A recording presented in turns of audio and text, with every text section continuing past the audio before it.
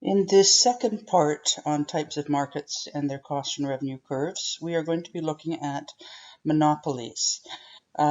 In terms of being a price setter, this applies to all three different types of competition: the monopolistic competition, oligopolies, and monopolies. With the price setter, we're going to see that it has a downward sloping demand curve, and this is unlike the perfect competition, where they have no power over setting the price. They have to take the market price, and their demand curve is a horizontal line at the market price. So now we're moving away from that, and you can see monopoly being on the far right of, or the last type of competition. It's the most concentrated. So we've gone from the most competitive being perfect competition, and now looking at the least competitive being a monopoly. So we have the firm having some degree of control over price, and price varies with output, but they still have to follow the demand curve. They can't just choose a price that's really, really high that no one is willing and able to pay for those goods. So yes, they have some degree of control over price, but still they're limited by the demand curve for that particular good. In terms of being a price setter, as I had mentioned, so this was for monopolistic competition, oligopolies, and monopolies. In order to sell more, the price must decrease as per the law of demand. And this is the very familiar demand curve that we've been seeing all throughout micro. So I'm going to ask you to fill out this table and to see how marginal revenue can be negative, because that's a very sort of odd concept. So we know if we look at the outputs, if we go from 0, 1, 2, so on up to 10, we know that the price has to decrease. So there it is, going from 100 to 90 to 80 and so on. So if we want to sell more, we have to drop the price, and as we looked at the downward sloping demand curve. So total revenue is nothing more than output times price. So in the first case, it's 100. On the very first case, it's 0, and so on. So if you can take a minute and fill out this table. Well, we'll look at the first column.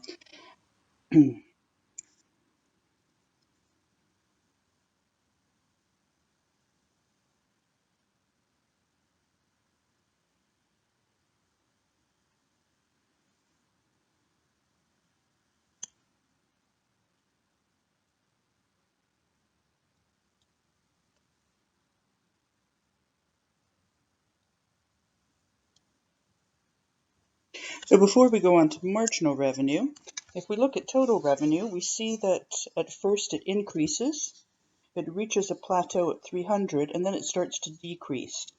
And this shouldn't be a surprise, because once again, if we want to sell more, we have to keep dropping our price, so the total revenue curve follows this pattern. Now, marginal revenue is the increase in revenue for selling one more unit. So when we go from 0 to 1 unit, we've picked up an extra $100 in revenue. When we go from 1 to 2, we've picked up 80, so the difference between 100 and 180. When we go from 2 to 3, we've picked up an additional $60 in revenue. So if you can continue to fill out that column.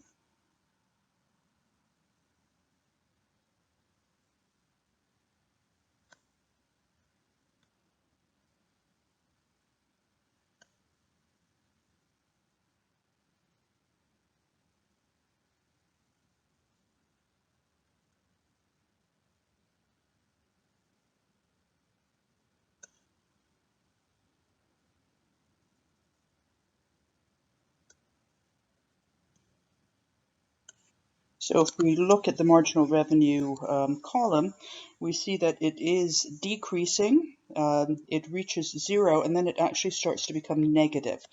So in other words, if we compare our total revenue as we keep selling one more unit, we see that the total revenue starts to decrease, and hence the marginal revenue is negative. If we look at average revenue, that's nothing more than taking total revenue and dividing by output or quantity. And what does that give you? That gives you, in essence, price.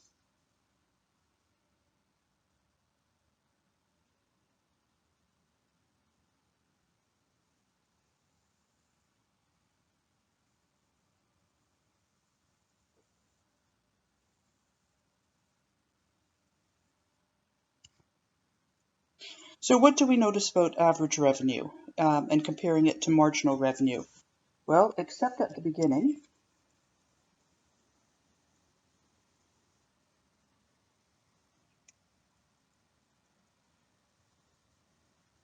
we have average revenue exceeds marginal revenue.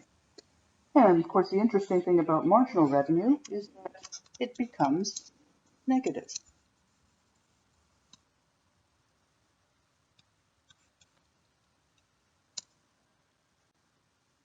So if we were to draw these two graphs and we start off with marginal revenue, the interesting thing, of course, is that straight line, that this is supposed to be a straight line, that it actually cuts through the x-axis and becomes negative. We know that average revenue starts at the same point as marginal revenue. It is always greater than marginal revenue, so it will be to the right. And it is never going to cut through the x-axis because you're always dividing some quantity by some other positive quantity, and hence it never becomes negative. If we compare this graph or try to understand this graph, if you look back on your slide with total revenue, we discussed how total revenue increased. It reached a maximum at 300 and then started to decrease. So that's the shape of the total revenue curve, going up and coming down. Now, if we were to superimpose beneath it the demand curve, which is also known as the average revenue curve, we know that for a straight line demand curve, it's unit elastic in the middle. It's increasingly elastic as you go up and to the left from the middle, and it's increasingly elastic as you move down the demand curve. We did this earlier on in micro. So in terms of increasing quantity, so if we are producing more, we know according to the law of demand that the price has to decrease. So if we are producing the price is decreasing and we're at the elastic part of the curve, we are picking up proportionately more in terms of quantity demanded, so we expect our total revenue to be increasing. Once we reach the point where it's unit elastic and we continue to sell more, again, we're dropping our price, but we're in the inelastic section now. As we drop our price, we're picking up proportionately less in terms of quantity demanded, and so our total revenue starts to fall. So that again explains the shape of the total revenue curve in relation to the demand curve.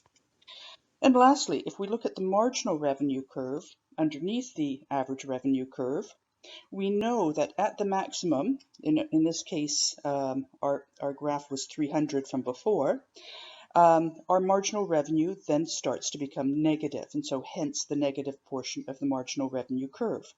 Now, I'll be honest, I've never seen this in an IB exam question, but I'm sure that if it was applicable and you were to add it to an essay question, that the examiners would be extremely impressed. So we're going to look at a case study for Monopoly and diamonds. If you can read the next few slides that belong to this, perhaps pause the recording so that you can read the case study, and then we'll take up some of the characteristics.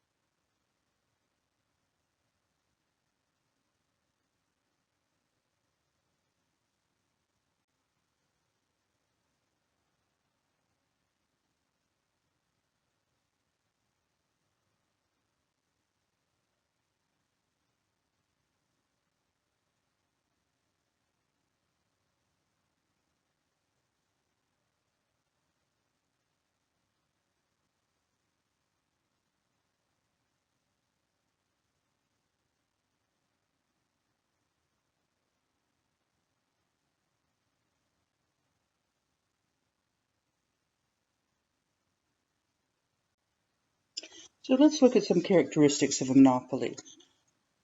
Are they a price taker, as in the case of perfect competition, or a price maker? Well, we know that they are a price maker. The role of advertising.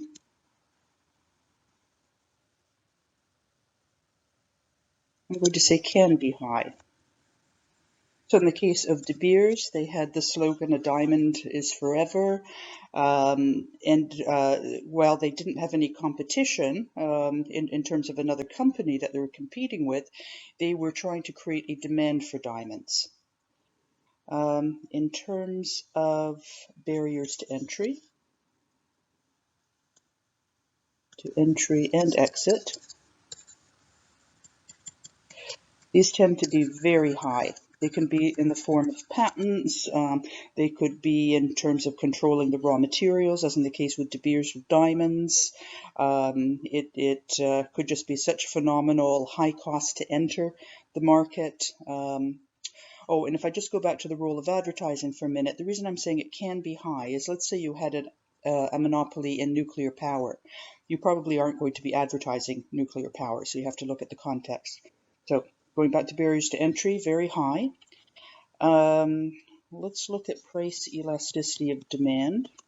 Because there are no substitutes, it tends to be inelastic.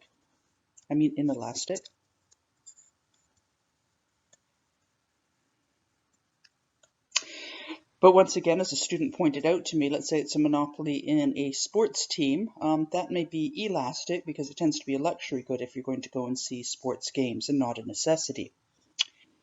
And lastly, product differentiation.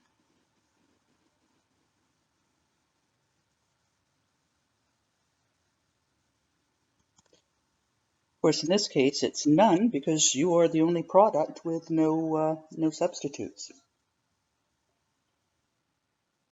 So let's see how we did. So the number of firms, if we're dealing with a pure monopoly, you're dealing with a single firm producing a good or service. And so the firm is the entire industry. So when we look at the diagrams, looking at the costs and revenue, we're going to see that the diagram for the industry and the firm is one and the same because the firm is the industry.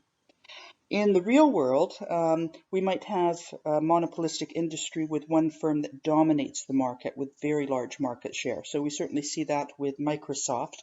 Yes, there are some competing products, but Microsoft definitely is the dominating company. Barriers to entry, substantial. At least in the short run, they could be technical, financial, and legal. So in terms of something called a natural monopoly, which we'll look at in a minute, they have phenomenal economies of scale. We could have the ownership or control of raw materials, such as De Beers. They might have patents and research and development, licenses, copyrights, and it could also just be from such phenomenally strong branding that another firm is not able to enter the market. Product differentiation, again, there's no close substitutes, and they have market power. And if we look at, in the case of a natural monopoly, the market can support only one supplier. So if we think of things like fire protection, railways, and so on, a natural monopoly is a single large firm that can produce for the entire market at a lower average total cost than two or more smaller firms. So sometimes I think of an example of a small town and a company that's built a bridge to go over a river. Maybe they charge for the use of this bridge. They could operate certainly at a lower cost than if there were two firms operating, splitting the revenue, and yet their costs would be substantial in the market. But certainly it would only support one supplier in a small town. It could exist because the firm is the single owner of the raw materials, which we've discussed. Could exist because, again, the firm's bought patent rights, and there could be government legislation or regulation. Pricing and output, this is important. The short run is the same as the long run, and this is due to the large barriers to entry. So when we look at perfect competition, we were able to have firms entering and exiting the market. But in the case of a monopoly, the barriers to entry are so high that we don't have firms entering and exiting the industry. So we don't have firms coming and competing away your profits. So that's why the short run is going to be the same as the long run. When maximizing profits, the firms tend to restrict output and elevate price. And this is one of the reasons why monopolies are often disliked so much by a lot of society, because output is smaller and price is higher. We've got supernormal profit unless the demand for the good has disappeared. For instance, if you had a monopoly making DVDs, well, there's next to no demand for DVDs now, so you wouldn't really expect to see supernormal profits. But as long as the firm is healthy, you expect to see supernormal profits in both the short term and the long run. And because of this, it might encourage new producers, even though the barriers to entry are high. It might entice consumers to seek alternatives if they get fed up with the monopoly, and certainly the governments scrutinize their operations. But monopolists might not always be out to maximize profit. They might actually produce a greater quantity and accept lower profits to maintain their position. So you have to keep in mind, governments are scrutinizing them. Consumers, if they get fed up, will eventually look for different alternatives. So the monopolist may actually decide, in order not to have the government breathing down their back or to lose customers, to increase their quantity and lower their price. A monopolist is a price maker, we talked about it, but the monopolist also might have goals other than profit maximization. They might want to maximize growth and expand output. They might want to preserve public goodwill. They might want to have product differentiation. And if I think of what's happening recently with OPEC continuing to produce rather than restricting output and driving up price, we also know that that they, or at least they have been accused of trying to get rid of competition such as fracking in the States and the Canadian production in Alberta, and then to a certain extent the Russian production. So they may also, and we saw this many years ago in airlines, they may increase quantity, lower the price to push out their competitors. Regulation can improve the results from a social point of view, and price regulation can reduce price, increase output, and reduce economic profits of monopolies. A natural monopoly. Again, they have economies of scale that are so large that it's possible for the single firm alone to supply the entire market at a lower average cost than two or more firms. So, another way of looking at this is that the market can really only support one of these firms and not two. If we look at their cost curve and their demand curve, and again, I don't know if I've ever seen this in an IB question, but be prepared just in case they were to include this in an essay question. If you had a second firm enter the industry, the firm's individual demand curve would shift to the left because they would have fewer customers buying their product. If this were to happen, if we look at their long-run average cost curve, with this new demand curve, their costs are no longer being met, so the market cannot support this second firm. So the demand curve facing the monopolist. Okay, so just to recap, we know that in a pure monopoly situation, it's the entire industry because it's the only firm that exists. So it's downward sloping. We know the monopolist is a price maker and has a significant degree of market power. But where the monopolist has a significant degree of control over price, you must absolutely remember that it is limited by the position of the market demand curve. So in other words, no matter what you're producing, the sky is not the limit in terms of what price you're going to charge because you are limited by the demand curve and what consumers are willing and able to pay. So again, the monopolist cannot choose any price quantity combination that is not on the market demand curve because they won't be able to sell all of their goods.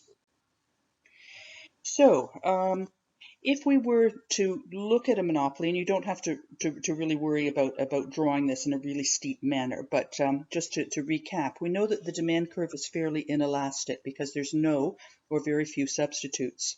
And we also know that a monopoly will show supernormal or abnormal profits, and they're going to, again, like the other types of competition, produce where MC equals MR if they want to be maximizing profit. So you actually know the shape of all of these curves to be able to draw this. Let's go ahead and draw a monopoly showing supernormal profits. And I want to emphasize that this is short run and long run. So we're going to draw the average cost curve coming up. Average cost. We will show marginal costs going through the minimum. So there's no surprise there. Okay, let's draw marginal revenue coming through the x-axis and average revenue.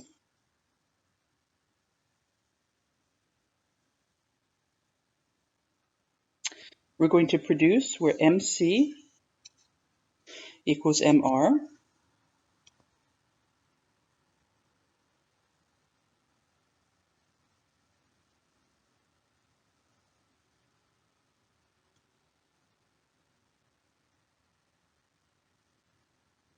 Bring that up to average revenue.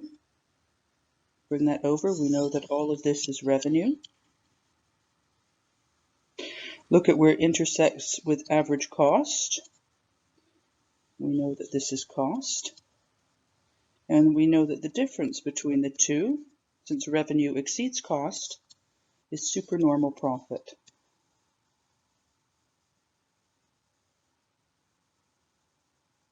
You'll see, I believe, on the next slide that it will be referred to as abnormal profit, which is fine. So there it is, professional drawing for you. We are looking where MC equals MR, which is here, to establish our quantity. Once you have the quantity, completely forget about MC and MR. Go up all the way to where it hits revenue and bring it across. See where it hits average cost, that quantity, and bring it across. Revenue exceeds cost, so this is abnormal or supernormal profit. And I'd like to emphasize again that we can have the supernormal profit exist in the long run. Okay, we might have a situation where the monopoly wants to produce beyond where MC equals MR. Let's say the government is threatening to break them up with antitrust laws. Customers are threatening to find alternatives. Maybe other people are making noises about entering the market.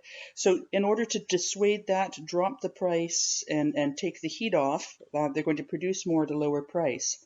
But because they still are the only game in town, unless something has happened to their demand, such as for horse and buggies or for DVDs, they should still be able to enjoy supernormal profits. So let's draw this. Let's see what's going on. The AC curve.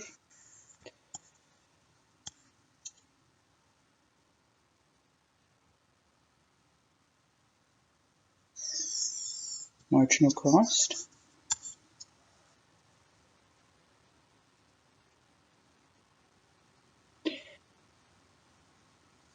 Marginal revenue.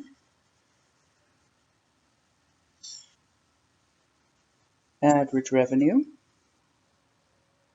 So we know in a profit maximizing situation, we would be producing where MC equals MR, which would be here.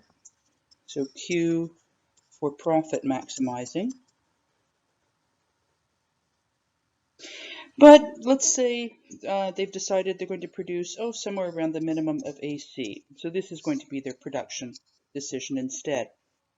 So as I said, they still should enjoy supernormal profit. So at this quantity, let's go up to the average revenue curve, bring it over. Let's go to the cost curve, bring that over. We have revenues exceeding cost. So we would still expect to see supernormal profit.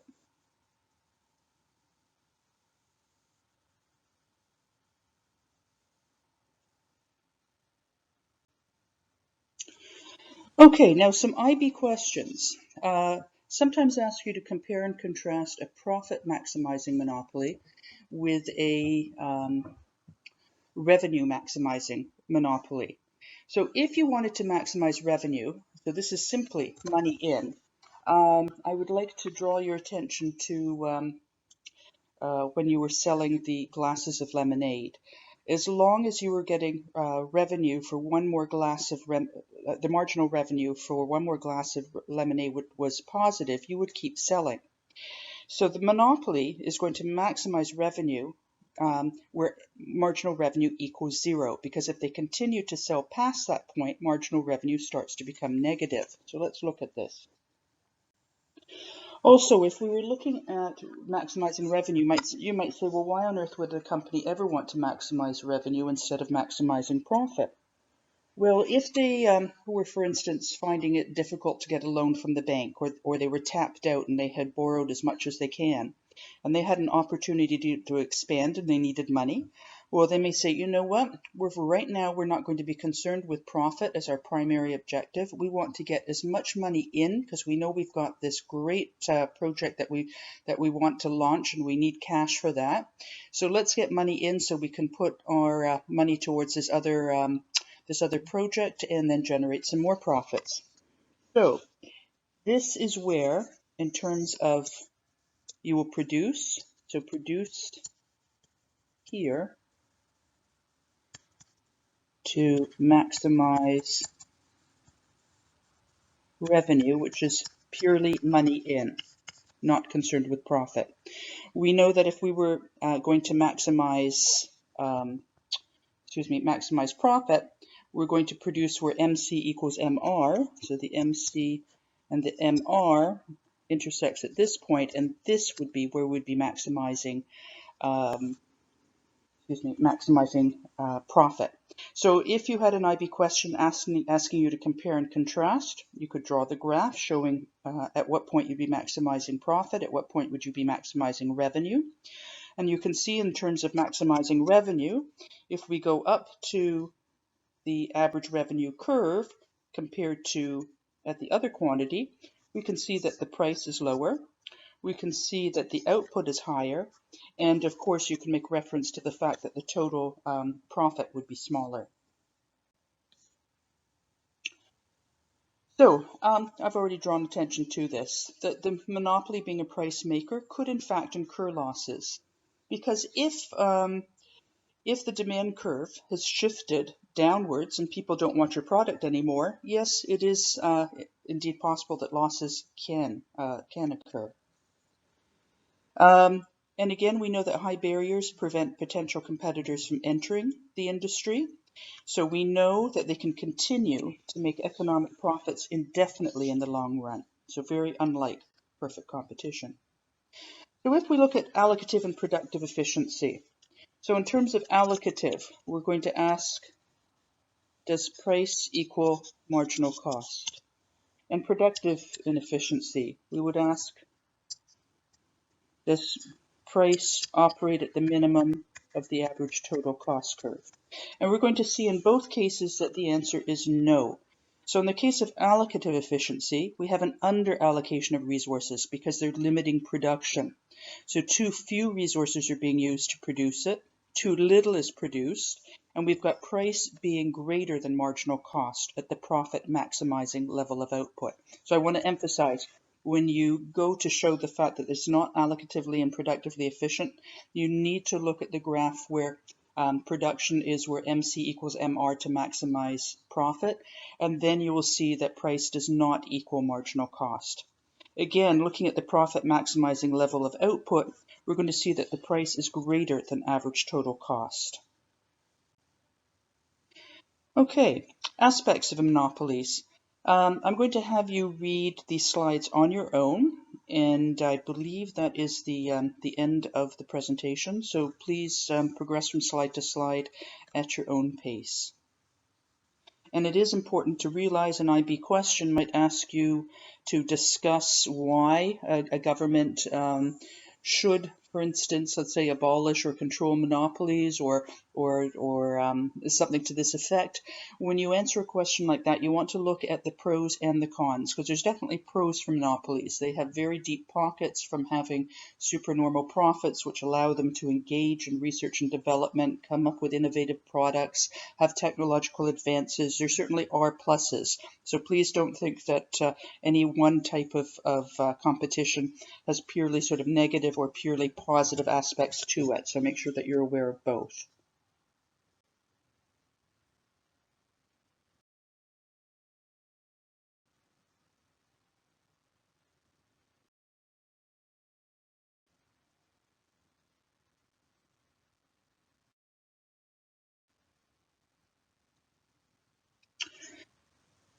When we look at, actually this slide, we'll do this together. Some disadvantages of monopoly. Price, we know, is higher.